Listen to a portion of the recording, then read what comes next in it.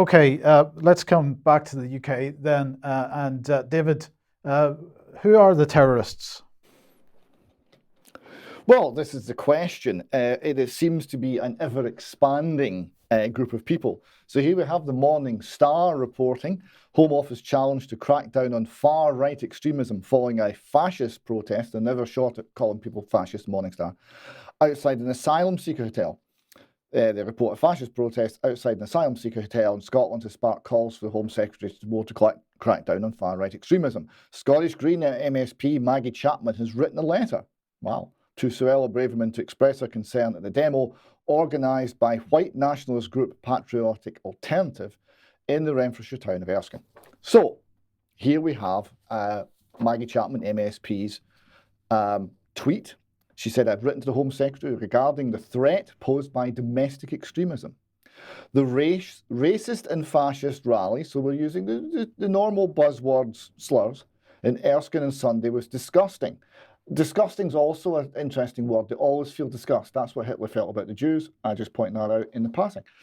But I was heartened by those who stood up in solidarity with asylum seekers and against racism. This is the Scotland we want. So we're doing manipulation of the politics surrounding the huge influx of people into the country under the cover of asylum seeking. Now, here we have the actual letter she sent to Suella Braverman. It starts, I am writing to you. Right? You'd always tell someone who's not very clever because they start letters by saying, I am writing, the one thing that's obvious. She said, I'm writing to you regarding the current assessment of domestic terror threats in Scotland and across the UK. And she goes on to talk about far-right activists linked to banned neo-Nazi groups attended a rally organised by Patriotic Alternative in Erskine. The rally took place next to a hotel accommodation that's been provided for asylum seekers, and attendees claiming, despite substantial opposition, that the asylum seekers were not welcome in the local community.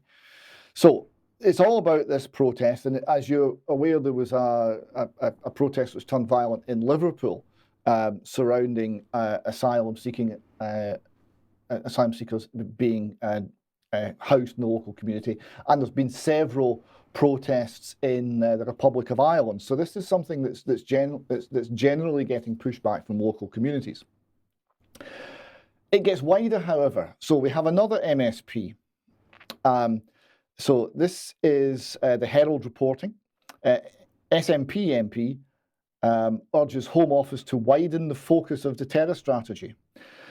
So this is Kirsten Oswald. She said the PREVENT programme was too preoccupied with the possible Islamist threat and risk stigmatizing and marginalizing Muslim communities. She wants the programme to take in anti-vaxxers, incels and followers of Trump supporting QAnon's conspiracy theory. So we're talking about defining people who are opposed, because anti-vaxxer means someone who's opposed to compulsory vaccine mandates. So someone who's taking an entirely peaceful, entirely rational response, standing against government policy, this MP wants to be designated a terrorist and wants the PREVENT strategy to come and start to impact upon them. So I thought, wait a minute, I recognise that face. Kirsten Oswald, where have I seen her recently? Oh, well, actually, she was at a protest in Glasgow, a protest in favour of trans rights. And here she's pictured standing in front of a sign that says, Decapitate Terfs. Terfs being people like Posey Parker, stands for Trans Exclusionary Radical Feminists. And just in case anyone thinks that this is some sort of metaphor, there's a little drawing of a guillotine there next to it, just to be clear. Now, this particular MP did come out and say that she hadn't noticed the sign she was standing in front and she was appalled by it. So she did come out later and say this did not represent her views, but there was lots of photographs of her standing with violent signs in a crowd that clearly were very radical and advocated violence against political opponents. I would have thought that would be closer to terrorism, but there we go. Going back to Maggie Chapman, here we see Maggie Chapman here standing up with, speaking with, and standing next to and getting photographs taken with trans activist, a fine young man called Beth Douglas. Now, Beth Douglas then had to be suspended from the Scottish Green Party, of which she was a member, because of the violent, the information he was putting out, tweets he was putting out with advocating violence. So here we see one with him holding an axe and holding a knife. He says, "I heard you all hate trans women, knives and axes, love from Glasgow." This was to intimidate Posey Parker and the 1,000 women who came out to listen to what was being said in George Square. So this is a bit worrying. And here's another one from Beth. If you insist on the Trans Day of Visibility, and we're going to beat you up for it. So open advocacy of violence. All these people who are saying that their political opponents are literally terrorists and must be acted on by the state and controlled by the state and presumably tried and imprisoned by the state for what they believe, those same people are advocating or are very closely associated with those who are advocating political violence. This seems strange. Is it an example of the iron law of woke projection? They always accuse you of the thing that they are themselves guilty of. That's a question for our guest, Dr. Bruce Scott, who's also been following this. Bruce, welcome. Well, hello. Good to be here, David. Yes, well, it's straight out the gaslighting of domestic abuse playbook. You know, this is Maggie Chapman, and Kirsten Oswald, who back masking children for 8 hours a day, and who have been supportive of the COVID policies, which under Biderman's chart of coercion, isolating people, monopolizing people's perception through dodgy propaganda and applied psychology, and now they have been turning the tables and saying that these protesters outside Erskine Bridge, what they miss out on this protest in Erskine was there were local people there who are genuinely concerned, as there are throughout the UK with large-scale immigration of migrants coming in with no safety assessment, and there has been incidents, and but they miss all out this, and are people not meant to be able to speak out? And of course, a domestic abuser like the MO that they're using is coming out exactly that. If you say anything, you're racist or fascist.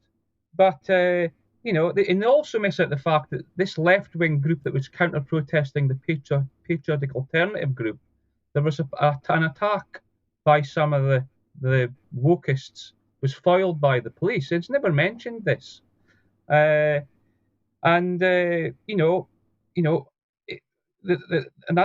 strand to this. There is a strand of anti-white racism going on in Scotland. I think, for example, both Maggie Chapman and Kirsten Oswald are pushing this critical race theory, anti-racist education in schools, but it's on the basis of targeting little white boys and girls and saying that inside them, in their brains, based on a kind of very pseudoscientific and debunked model, saying that they have some racist psychopathology in them, and so it's going into schools and saying that we have to intervene, and that is abusive. That is straight up abuse. So it's extremely worrying. Yeah, one of the things that I find deeply concerning about this is where you've got a party in power using or attempting to expand the reach of the state to close down people that they don't agree with. There was no suggestion that the people in Patriotic Alternative actually were breaking any laws. If we believe in free speech, we should believe in speech with which we disagree. We should be defending people's right to protest peacefully even if we fundamentally disagree with what they're saying or their point of view. But this never seems to come into it. It's only used to paint political views that Maggie Chapman et al. Don't agree with as being ultimately so toxic as to be beneath contempt, as to be worthy of being banned, as to be worthy of having violent state action directed against the holders of those views simply for holding the views, not because of anything they've done. And this all increases the power of the state over how we think and how we speak. And this is my concern about it. Do you see that developing in Scotland? Yeah, I think it's. If you look, so my dog's barking in the background there. If you take the Lithuanian French philosopher Emmanuel Levinas, he had family who were killed by the Nazis. He talked about this in terms of the othering of the other, demonizing the other like this on the basis of very little. And it in Scotland, it does seem to have that very totalitarian feel of demonizing and pathologizing the other on the basis of nothing. And Levinas goes into this and says this is highly, highly unethical. It happened in the Nazis. It happened in other totalitarian regimes, and so this Kirsten Oswald thing about putting anti-vaxxers onto the extremist list is straight out of the Soviet playbook of pathologizing dissidents which they did in the Soviet Union. A guy called Vladimir Bukovsky wrote a book about it. We spent 12 years in the psychiatric prisons in the USSR. The direction of travel of this, it seems to be that they're going to paint anti-vaxxers as a public health threat, and therefore as an extremist and or mentally ill. And indeed, you look at Dr. Thomas Binder in Switzerland, who was arrested and put in a psychiatric hospital for spouting supposedly anti-vax views. This is very worrying, I think, if it's happening in Scotland. Bruce, thank you very much for that. We'll ask you to come back in extra time and we'll explore these things in more detail. Till then, thank you very much.